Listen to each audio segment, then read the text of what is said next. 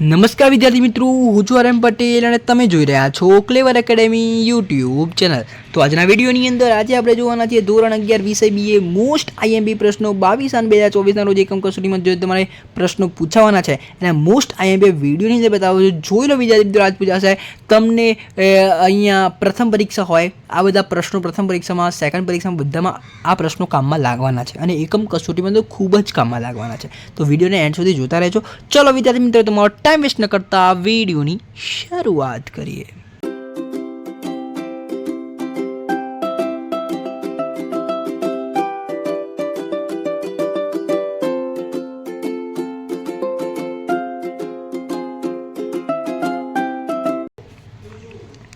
તો વિદ્યાર્થી મિત્રો, અહીંયા આપણે સેક્શન એ અને બી તમારે સ્વાધ્યાયના કરવાના રહેશે ચેપ્ટર નંબર 3 અને 4માંથી, બરાબર। હવે આપણે વાત કરીશું section number C. Section number સીની આપણે વાત કરીએ વિદ્યાર્થી મિત્રો, તો એની અંદર આપણો પહેલો પ્રશ્ન છે આરટીજીએસ અને એનઈએફટીનું પૂરું નામ રિયલ ટાઈમ ગ્રોસ સેટલમેન્ટ, બરાબર છે। And national electronic fund transfer, આ તમારે પૂર્ણ નામ છે, બરાબર। પછી કોર બેન્કિંગનો અર્થ, પછી ત્રીજું છે ઈ બેન્કિંગમાં થતા નાણાકીય વ્યવહારો ઉદાહરણ સહિત સમજાવો, ઈ બેન્કિંગમાં થતા બિન નાણાકીય વ્યવહારો ઉદાહરણ સહિત સમજાવો, માહિતી સંચારનો અર્થ, ઇન્ટરનેટનો અર્થ, ઈ કોમર્સનો અર્થ અને એન્ટરપ્રાઇઝ વેન એટલે શું। આ તમારો મોસ્ટ ટાઈમ બી થઈ જશે વિદ્યાર્થી મિત્રો, આ સ્વાધ્યાયમાં છે નહીં, આ પ્રશ્ન પણ પૂછાતો હોય છે। તો જોઈ લેજો વિદ્યાર્થી મિત્રો, સેક્શન સીના આ પ્રશ્નોને સ્ક્રીનશોટ લઈ લેજો અને તમારા મગજની અંદર, મેમરીની અંદર તૈયાર કરી દેજો।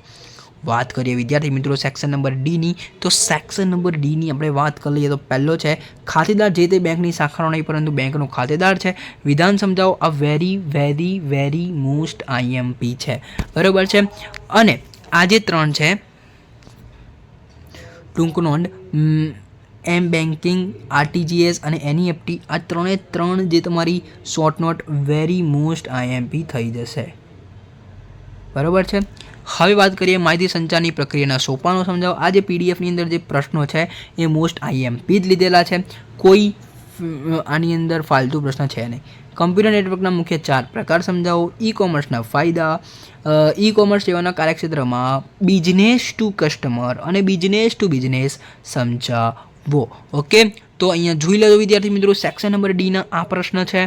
વાત કરીએ વિદ્યાર્થી મિત્રો સેક્શન ઈના, ખાલીમાં ખાલી 4 પ્રશ્ન છે, એ છે બેંકનો અર્થ આપી બેંકના મુખ્ય કાર્યો મોસ્ટ આઈએમપી થઈ જશે, બેંકના ગૌણ કાર્યો બી મોસ્ટ આઈએમપી, બેંકના ખાતાના પ્રકારો, એટીએમ અને ક્રેડિટ કાર્ડ વિશે સમજાવો, એટલે કે ઓટોમેટેડ ટેલર મશીન, બરાબર। આ 4 પ્રશ્નો જોઈ લેજો, વેરી મોસ્ટ આઈએમપી થઈ જશે, ચાહે તમે પ્રથમ પરીક્ષા માટે તૈયાર કરતા હોય, વાર્ષિક પરીક્ષા માટે તૈયાર કરતા હોય કે સેકન્ડ પરીક્ષા માટે તૈયાર કરતા હોય કે એકમ કસોટી માટે તૈયાર કરતા હોય, પણ વેરી મોસ્ટ આઈએમપી તો રહેશે જ વિદ્યાર્થી મિત્રો। તો વિદ્યાર્થી મિત્રો, વિડીયો સારો લાગે તો લાઈક કરજો, ચેનલની અંદર નવા ચેનલ સબસ્ક્રાઈબ કરજો, બેલ આઇકનને જરૂરથી પ્રેસ કરજો।